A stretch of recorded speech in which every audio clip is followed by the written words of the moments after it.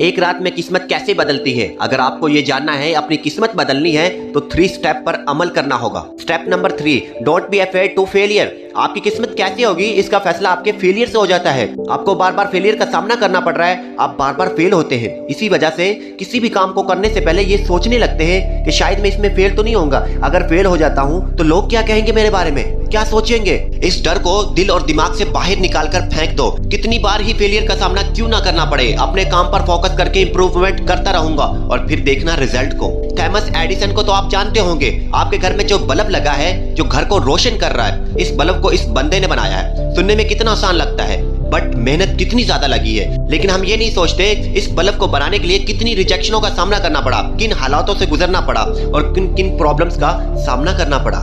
लेकिन हम ये नहीं जानते। लेकिन ये कहना आसान है। आपको जानकर हैरानी होगी, बल्ब बनाते वक्त 2700 दफा नाकामी का सामना करना पड़ा इस बंदे को।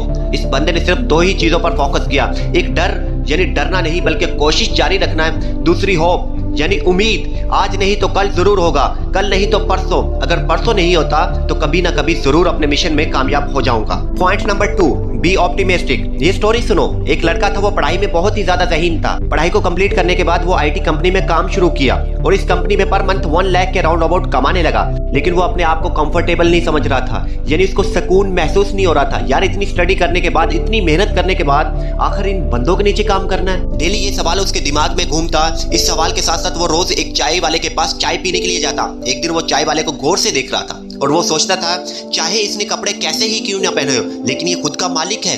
अभी ये सवाल सोच रहा था कि अचानक एक आइडिया आया कि वो भी एक दिन चाय का स्टॉल ओपन करेगा। फिर उसे लगा कि यार, चाय बेचना तो अनपढ़ लोगों का काम है। लेकिन उसने रियलाइज किया, अगर मैं इनसे मुख्तलिफ सोचूं और इस अपॉर्चुनिटी का फायदा उठाऊं तो खुद का मालिक का ख्वाब यानी सपना पूरा हो जाएगा। इसके साथ उसने रिसर्च शुरू कर दी और जगह ढूंढी। फिर काम शुरू किया कि लोगों की डिमांड क्या है, लोग पसंद नापसंद को उसने फॉलो किया और फिर इम्प्लीमेंट किया मार्केट में। लेकिन उसको ये पता था कि मेरी मेहनत जाया नहीं हो जाएगी।